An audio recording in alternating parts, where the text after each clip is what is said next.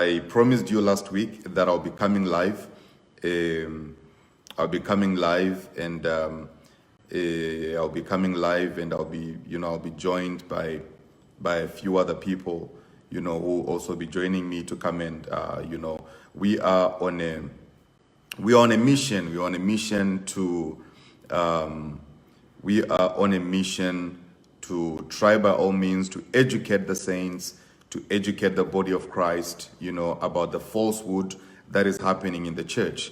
So ever since I started embarking on this expose that I embarked on, a lot has been happening. A lot of people have been coming forth, to testify and rather to thank God as well, to thank God about the things that I've been talking about. For a lot of people really believe that, most of these things that I'm addressing are things, that have also been bothering them as well. I'm actually happy, I'm actually happy right now. As I was preparing to go live, I just received a message right now from somebody who just said to me, Brother Jay, please unblock so-and-so. She says she's seeing everything you've been trying to open her eyes to see.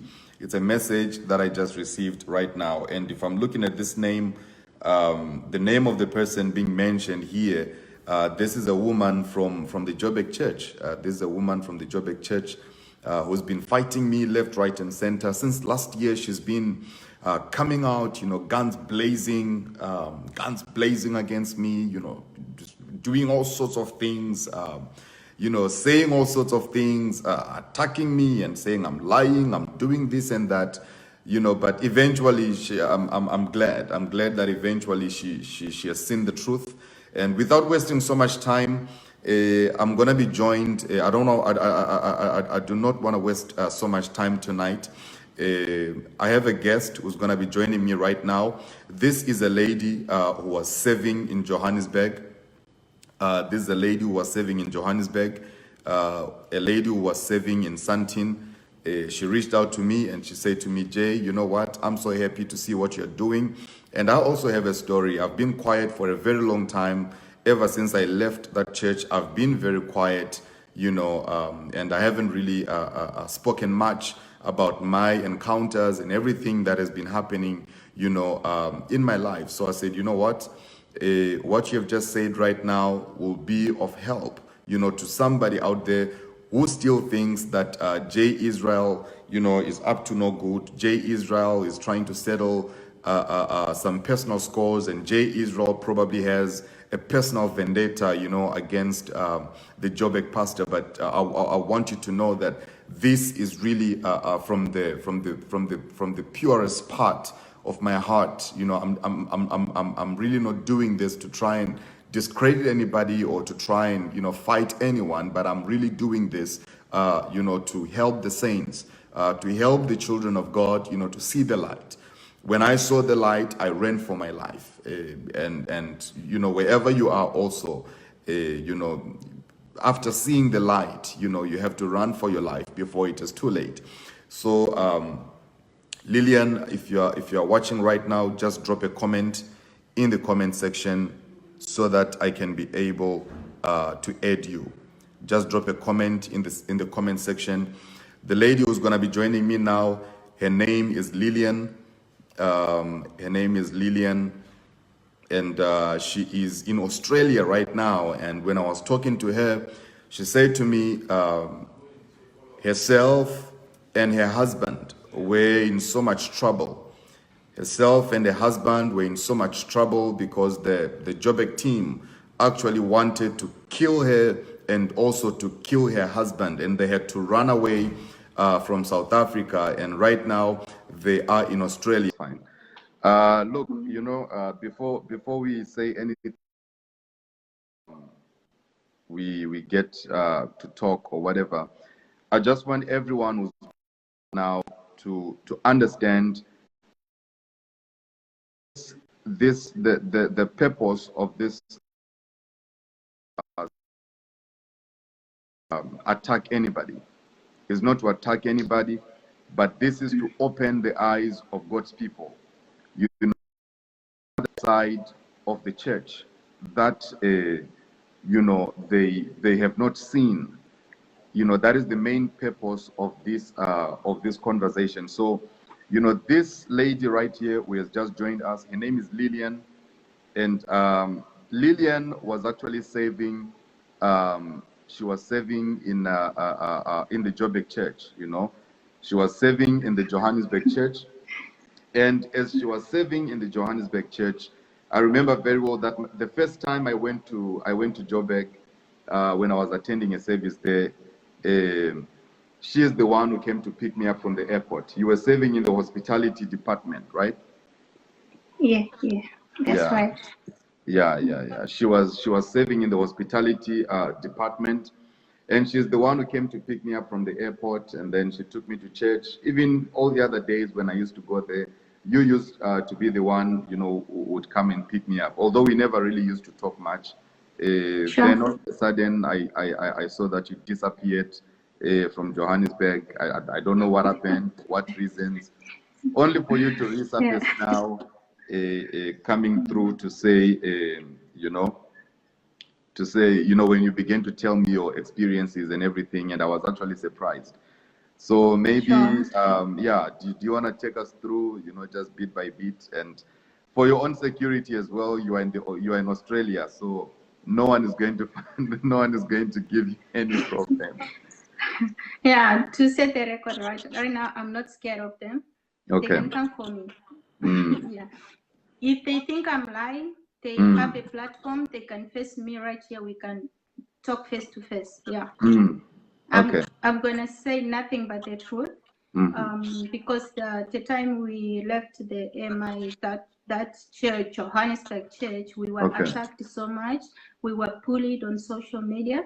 We were even threatened to be killed. You understand?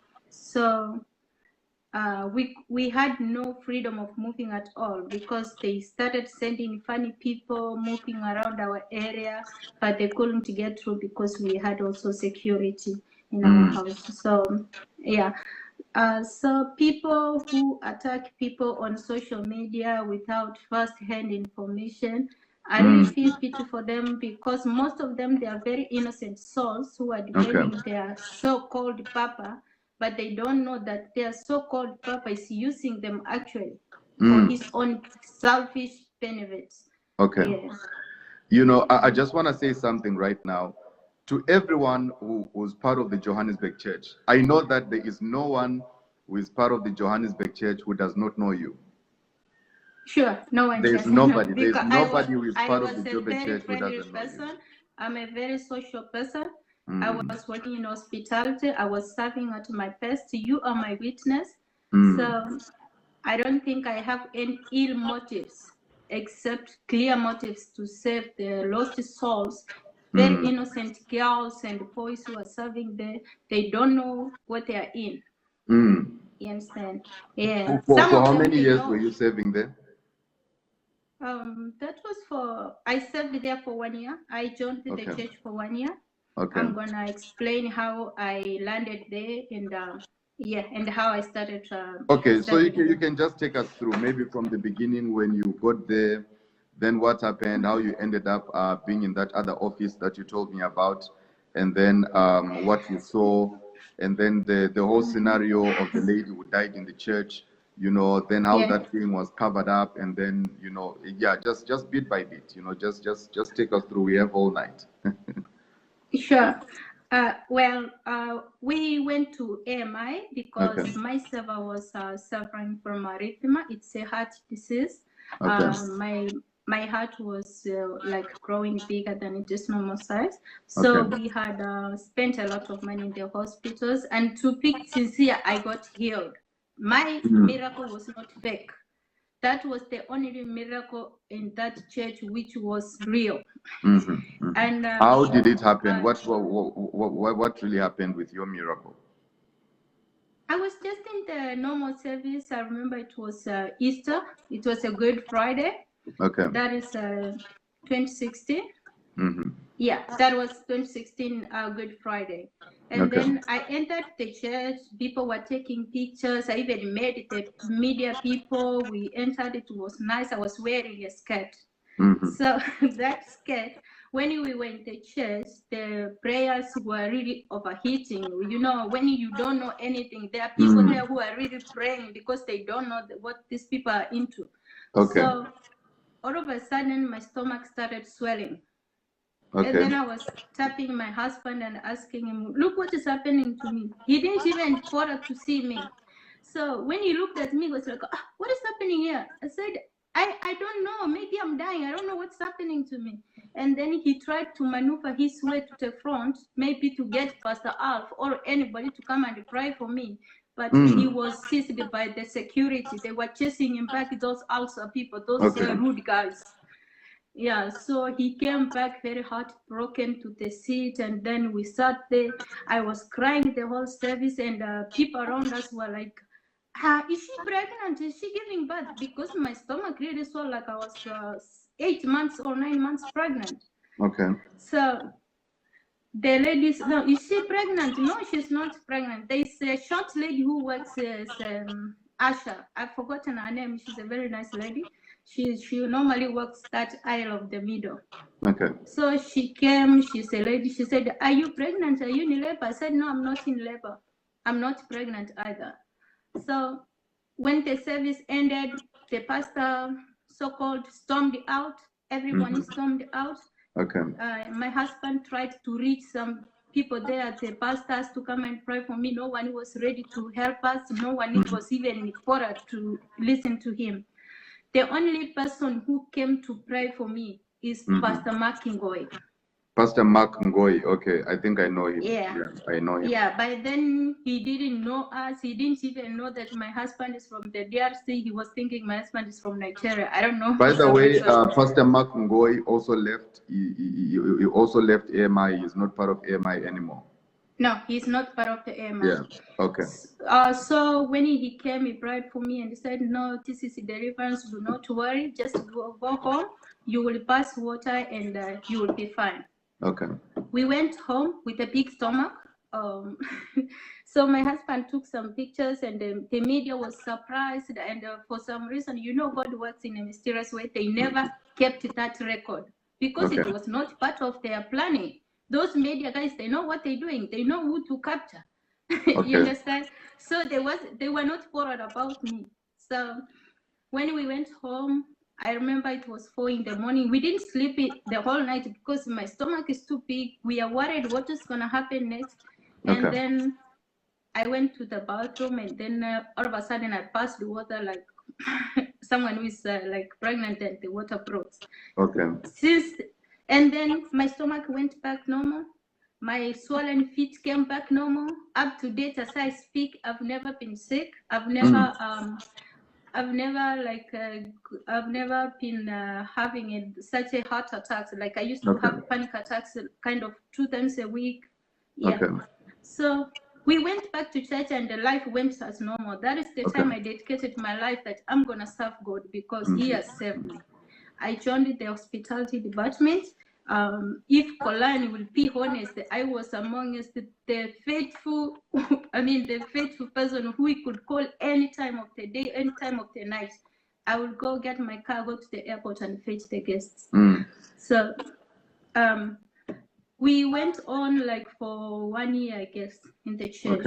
After that, after that, there was the first IVP, the first International Visitors Program.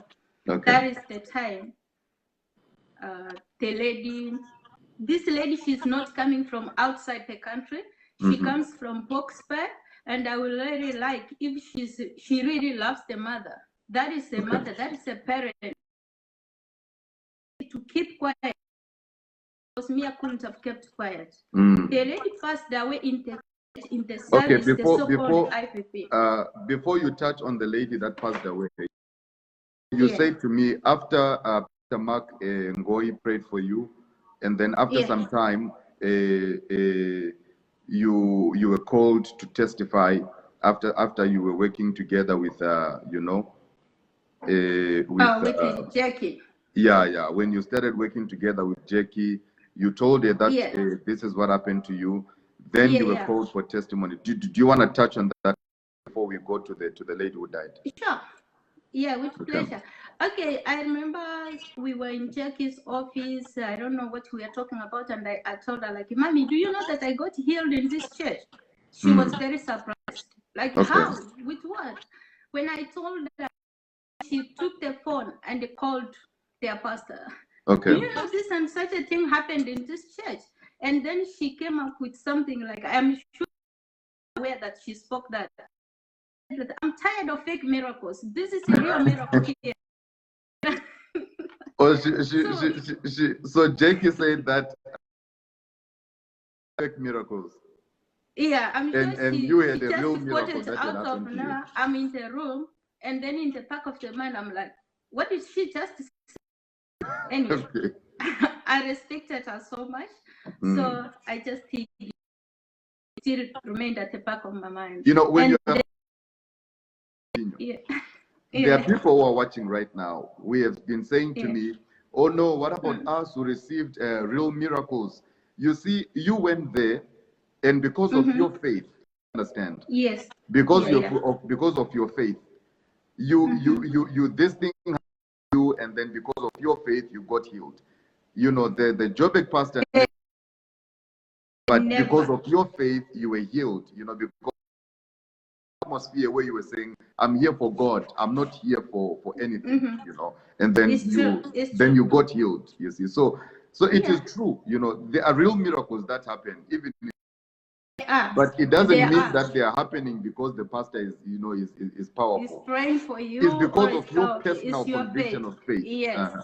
Exactly. Okay, you yeah, can because continue. that is one goal which took me there. I had that faith that I'm gonna get healed, and that is what I was focusing on. Okay, so when Bishop Jackie said that, I was like, okay, that's tricky. How can she say that? And then immediately she started calling the media people to look for the footage of that day. I mean, the media guys were like under pressure. If they can come out and say, I was in that media room like more than 5 times. I go, Jackie tells me, go back and tell them to find that footage. And like, we can't find it. We can't find it. So they had nothing to use on that except the picture that my husband had. You understand? It's the one which saved them. That picture my husband has sent to someone, to some pastor, giving a testimony. No, my wife got healed like this. You know, the way we were so committed to that church, it was impossible. Like we could just storm out like that. You understand? So the time of testimony, it was another funny story. I was ordered not to mention Pastor Marky's name. When they called you to give a testimony, I was not supposed to mention Makingo's name because supposedly Makingo is a devil who left the church, according to them. Yeah. So I went home and told my husband, you see, this is what I heard. Jackie made a remark that I'm tired of fake miracles. He was like, that's weird. But you love her, she's your mother. I said, yeah, she's my mother. Yeah, that is how it... Okay. Yeah. I see. If I'm lying, Jackie can face me and I will tell her, I didn't know this time will come. I could have kept everything, but I have, and I can stand anywhere, anytime, and say it. You see, in South Africa, I can't say it because they are crooks, they are wounds. So I couldn't speak all this. First time I came out on Facebook to write something. I've never posted anything yet. So for 2 years, you were nowhere to be found. It was funny, like I had no freedom. I had no freedom of social media because they were stalking me and stalking my husband everywhere. But thank God my husband is not scared of them. He was saying it all over. He didn't care. Yeah. Yes. So then you were about to talk about the incident that happened in the church. That was the first IVP that happened. There's a lady who came from Boxby with a sick mother.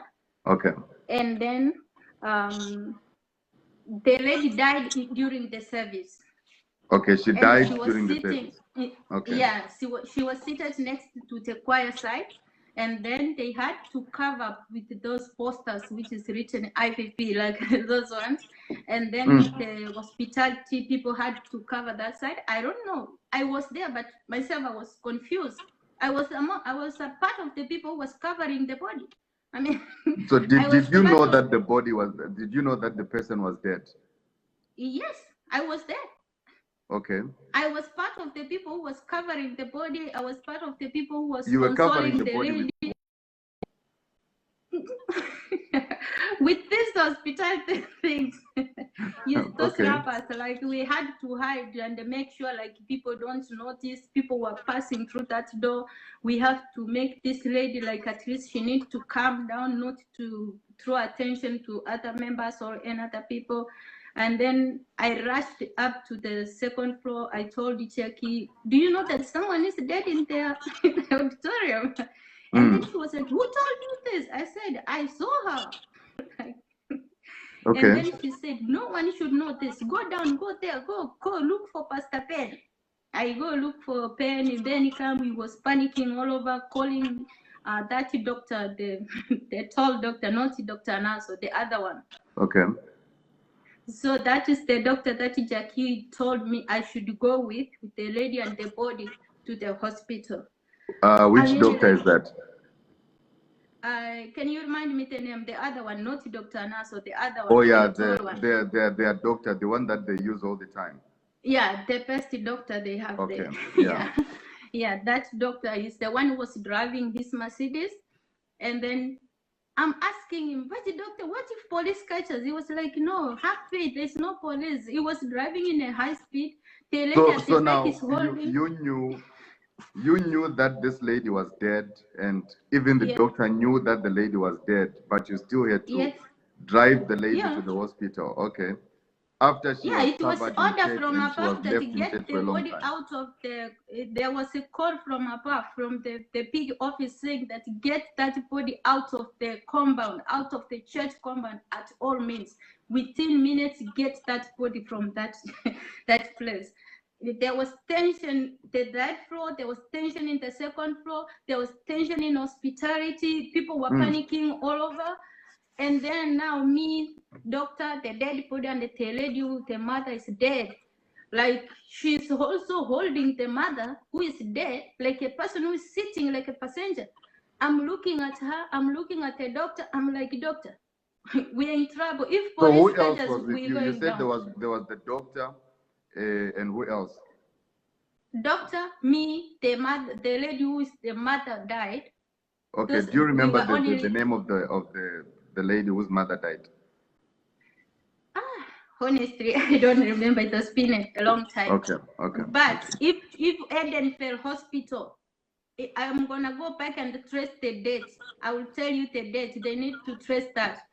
The person who is conducting that is that lady who sits next to Jackie. Her name is Mamika. They call her Sister Mamik. Mamiki. Mamika or Mamiki, yeah. The one who sits next to Jackie, the nurse at Edenfell Hospital. Okay. When we reached there, the doctor didn't want to go through because the nurse had not arrived there. She was not on duty that day. So they had to call her to run. And then to my surprise, she came rushing with a stretcher. Oh, mommy, don't worry. I'm looking at it like, is this lady normal? This person is dead. Like, the person died like 2 hours ago.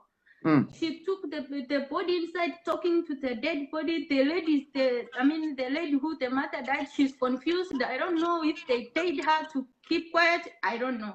But whatever she did, the brothers and the sisters need to know that the mother died at AMI in Cramafer, number 8 Charles Crescent.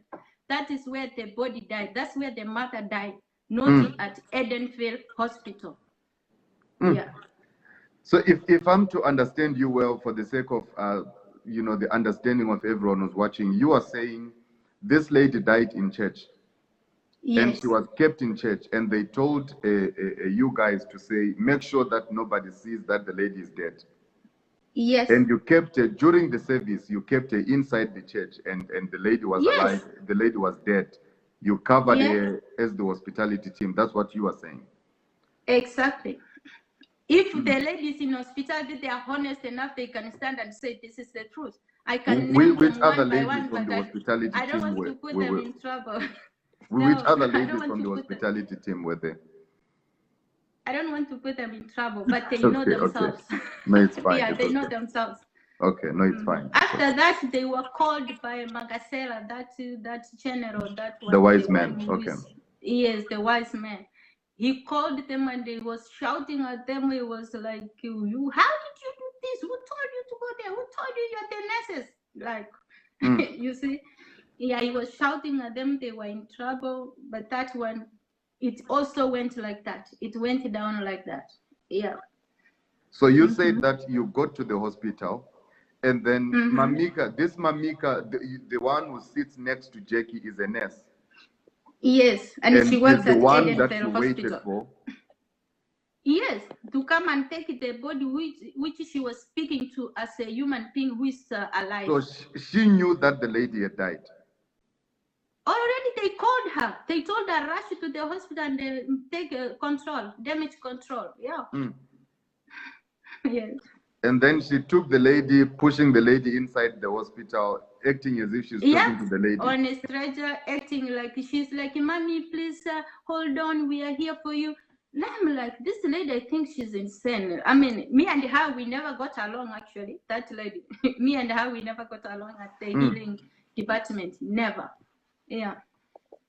Yeah, it's sad. It's very sad. It's very bad what they do. At least they could have taken responsibility of that. The person was sick. She came to church. Why didn't they raise her? At least you hear everybody in that church. You make people walk from the wheelchairs. And then someone die in your presence. That doesn't make sense. Yeah.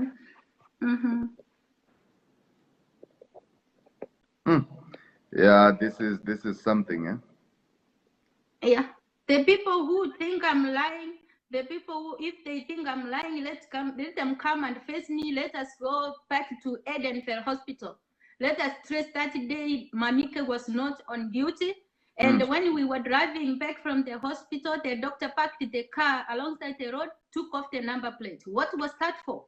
The doctor, I don't know. The doctor, I think, is Dr. Lebo, if I'm not mistaken. Exactly. That is the man. That is the man. Yeah. Why did he take out the number plates of the car driving from the hospital? I don't know. Probably he knew he was also scared. He can come live and talk to me and tell me I'm lying. It was in his white Mercedes. That is what we did. Yeah. Yeah, this is sure.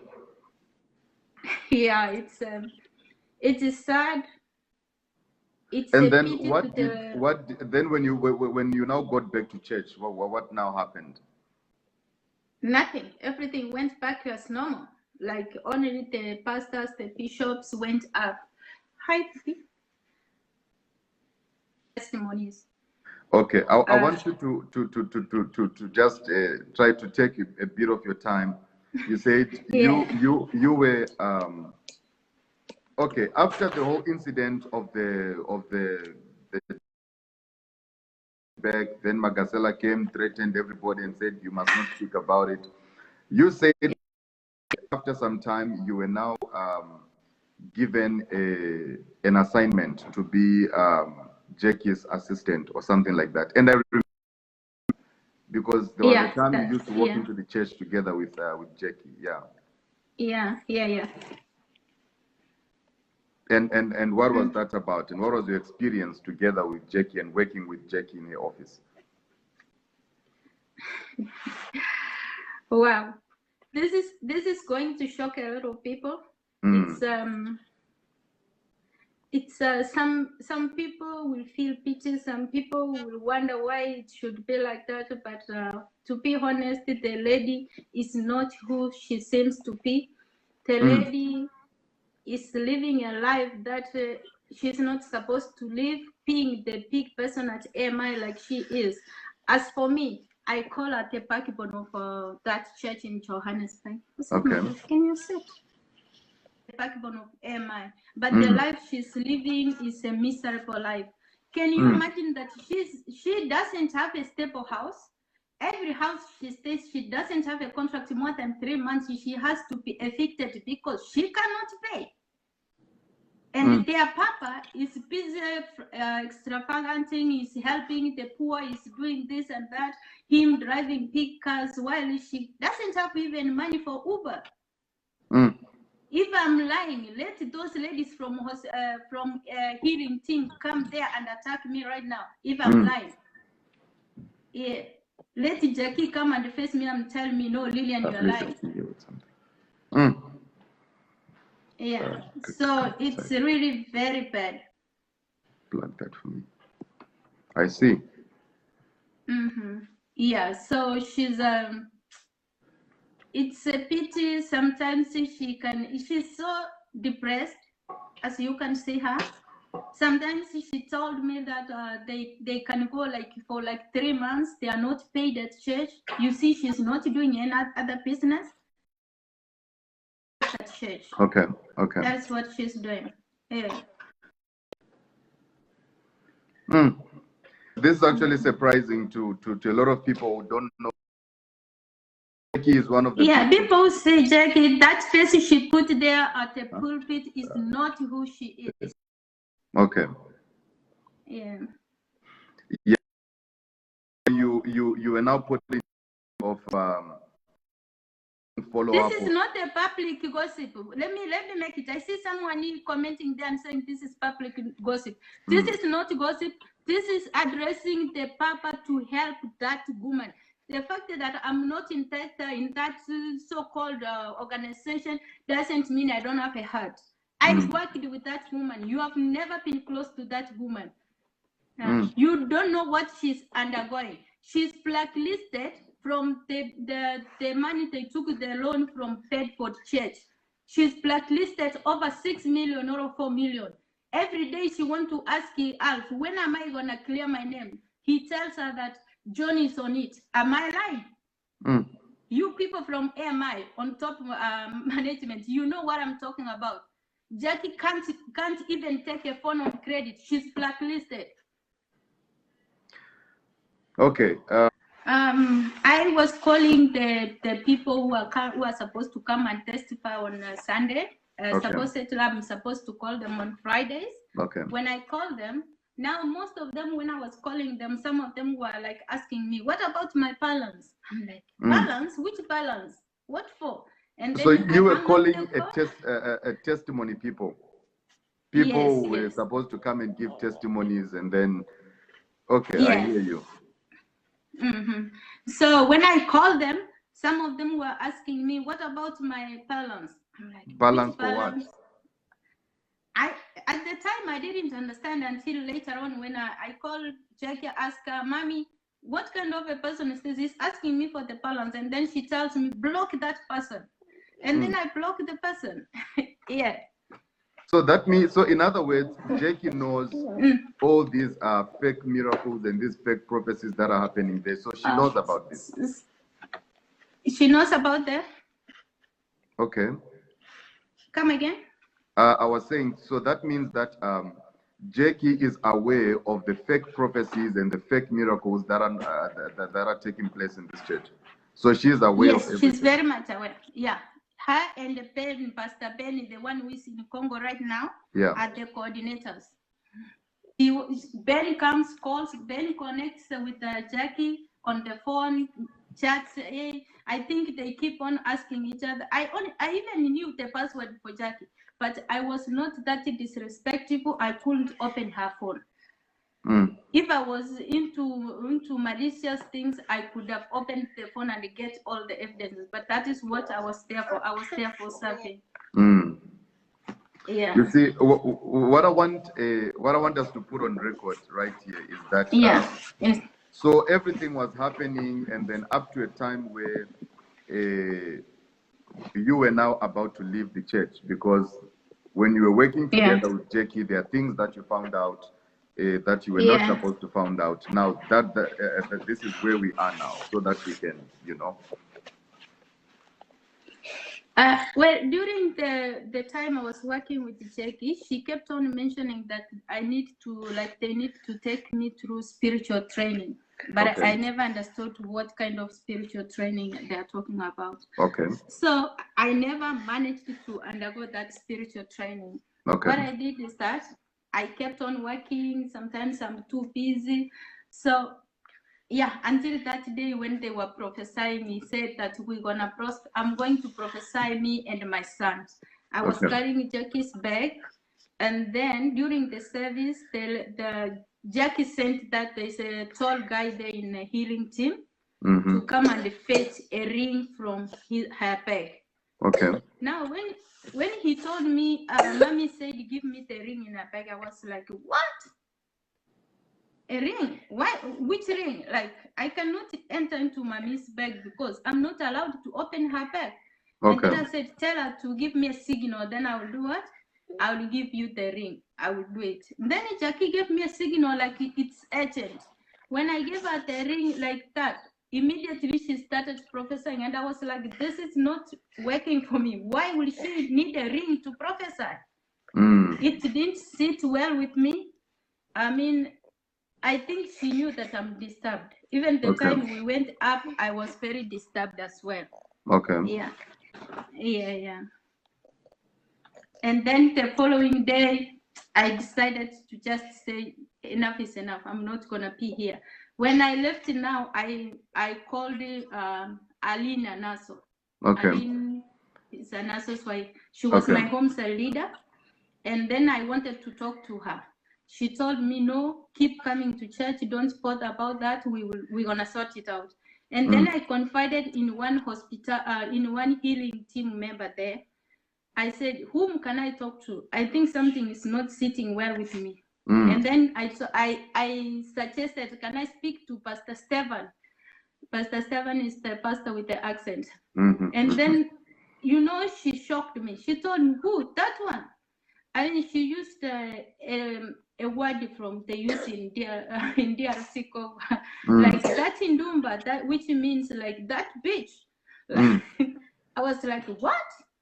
And then she said, listen here, young girl, some of us, we know what is happening here, and we're here for our own benefits. If you see it's not sitting well with you, I advise for you to just leave and keep quiet. That's what I did. Yeah. The fake miracles that I've been talking about, all these things that I've been talking about, these are things that you are aware of, and you know that even the bishops are also aware of. Yes. So who and who can you pinpoint by name? You are in Australia, you are not in South Africa. No one is going to touch you. They will not even touch you anyway. Who can you pinpoint to say this and this and this? They are responsible for the fake miracles and the fake prophecies. Pastor Jackie, Pastor Ben, and the whole bishops, all the bishops, they are aware of that. So all the bishops are aware of the fake miracles that happen there, the fake prophecies. They are aware, and that is what they do, because they do, everything is fake. Everything is fake. Yeah, the wheelchairs, their offices are in second floor. The wheelchairs are there. Some of the people who talk here, they've never even been beyond those doors, those lifts. So they keep just talking. So you said that the wheelchairs are kept in the second floor? Yes. Okay. So, I'm asking you this because, you are just confirming things that I've been saying, Now, when somebody gets to hear it from a second source and from a second person, people will really realize that, you know what, I'm not just out here to try and tarnish someone's image, but this is the truth that we are dealing with. We are dealing with the truth. Yeah. So why do you think that the bishops, they know the fake miracles, they know the prophecies, and they still remain there? No, because they are at work. That is what they do for a living. Okay, so they're on salary, that's what you're saying? Yeah, I'm coming. We are going now. Yeah, that is what I'm saying, that it is part of their job. That is what they do for a living. Those things that they see 11 companies, the one that their pastor say, I've got 11 companies that I'm running. There's no company. The company is that church. Nowhere, no company. There's nothing. Yeah, that is the company. They at church. I see. So now we can now conclude and say the bishops, they know the lies, they know everything, and they can't do anything about it because to them they're at work. They are not coming to serve God, but they're coming to work. And at the end of the day, they receive their salary and then they go home. Personally, I didn't know that the bishops were were on salary. I didn't know that. I'm hearing They're on this for the salary, very and first time. sometimes they go like 3 months, they are not paid. And another thing is this thing of fundraising, like God said I should be the ones who give for 100,000, the ones who give 25,000. God is saying God is blessing you, you will be anointed. That is a fundraising. One of the one of the lady who has been there for many years told when I was confiding in her those things, she told me, these things, don't bother about them. In 2 days, you will see our Papa will be somewhere in France. And truly it came to pass. In 2 days, 3 days, the father was preaching from, I don't know, Italy or England. I'm like, yeah, that is a fundraising. Those people who you see, they say, in some instance, I'm going to give 300,000. They are not, they are actors. They don't have that 300,000. They are paid actors who are there to just lure people who have 20,000 to give, who have 10,000 to give. There's no such a thing like someone says, I have 300,000, I'm going to give the man of God. I've offered myself. Okay, if I'm lying, tell me this.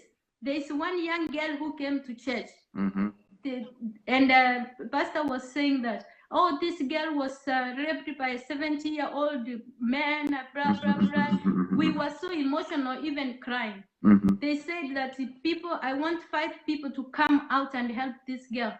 They even promised heaven on earth. They said they're going to buy her a flat. They're going to send her back to school.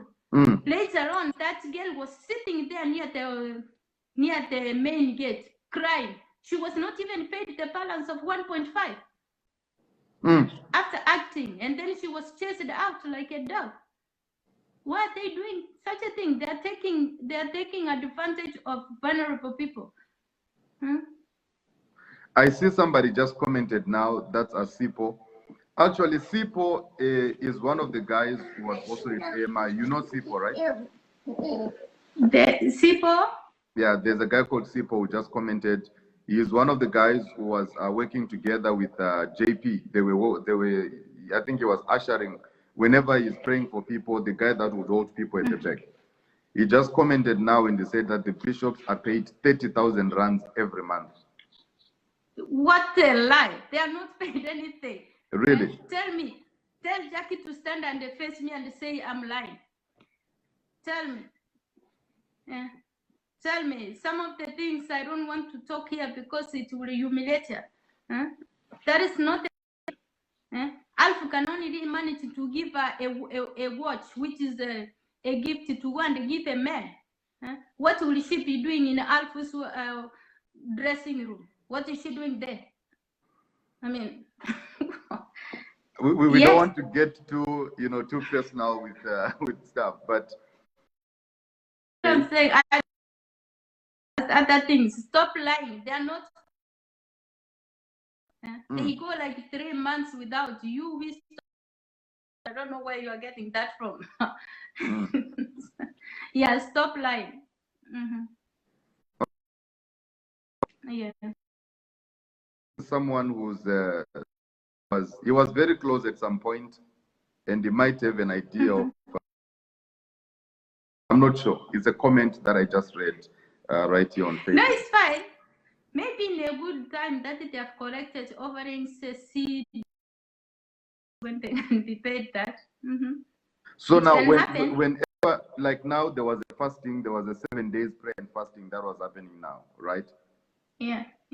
And then people were told to bring an offering of 7 rand, 70 rand, 700 rand, 7,000 rand, 7,000, yeah. 700,000. So what is that? What is that? So there is no blessing that comes after that. There is no blessing after that. You are told to write your names on a paper I'm gonna sleep on it. That is where he gets the names and he knows your problems at church and the prophesy on you. Say those that again. What did you say? They are those leratos are the ones who go around in the service. They're busy taking pictures. After that, you see them disappear. Taking the pictures of their staged miracles people. Whenever you see Alf going to the basement, going to prophesy, watch out. Ben will be around that place. Understand? Will be around that place where you will go straight and prophesy. Because Ben knows the person. Okay, tell me, where is Ben right now? Those who are saying I'm lying, show me. Tell me, where is Ben? Pastor Ben, where is he right now? Has he not disappeared to the depths? Because of what? Because of the resurrection of Eliot.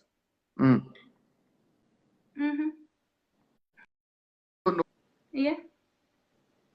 Okay, leave that one. You are saying that they are given names, they are given information of who to prophesy. Let's talk about this senator from Nigeria. Which one? The senator from Nigeria who came there, the one the one who Alf was prophesying, he was already given the database by Dauda David. He was given the database. Did Dauda David tell you that? Because I know he's probably watching right now. He's watching. Dauda, am I lying? I want you to comment here. Did you give Alf the database, yes or no? So this is a senator who came from Nigeria. Yes. This is a senator who came from Nigeria, and then yes. Alf prophesied to this senator. Yeah. Okay. Using the information that he was given by Dauda David. Yeah, I'm not. I'm talking to the pastor. Okay. Okay. Okay. All right, Pastor J. Any other question? Okay.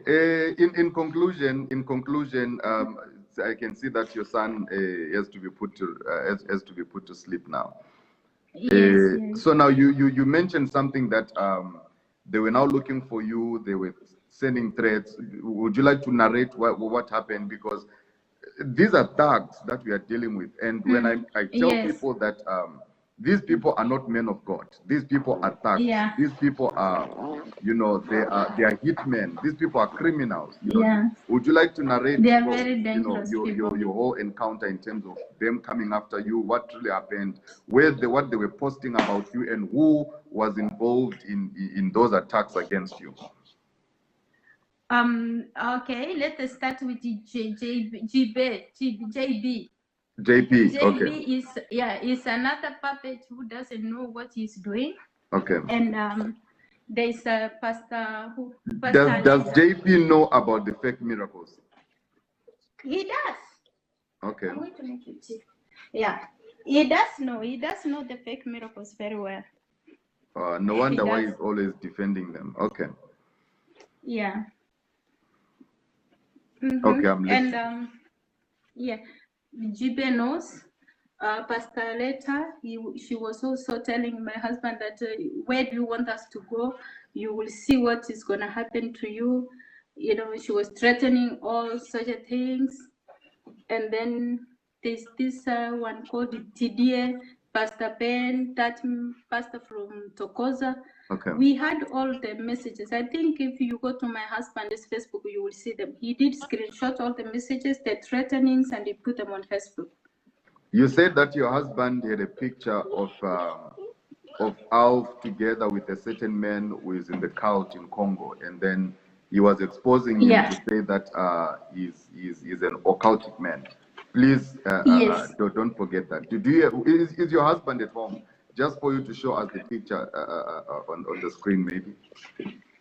Right now he's sleeping, but definitely I will tell him to send the photos through tomorrow. Probably in the next broadcast, I'll be able to bring it. Anyway, no, thank you so much, Lillian. Thank you for thank you for coming out to speak. Is there anything else you would like to say? you still have your fellow brothers and sisters who are still stuck in that place. You mentioned something about Rofiwa the other day. You know, please say something about that. I know Rofiwa is a very innocent child. Please, Very innocent. please say No, something what about I spoke about her is the father. the father. Yes, the father. Yeah, she was very innocently giving like counseling things. I was with her. Okay. Because she was like my daughter, and she will still remain my daughter because that girl, she's very innocent. So we went for her. She was concerned about the father, and then she was saying all these things, and then Ben asked for the picture. Ben asked for the father's picture. Yes. Okay. And then to my surprise, that was Friday. I think we were there on Friday for counseling. The time they were doing counseling for the hospitality team. Okay. To my surprise, on Sunday, Alf walks to Rofiwa's father and prophesies. Oh. You understand? Okay. I never told Rofiwa that thing. Forgive me whenever you're watching from Rofiwa. My daughter, I love you so much, but this has to be done and the truth has to be revealed. Yeah.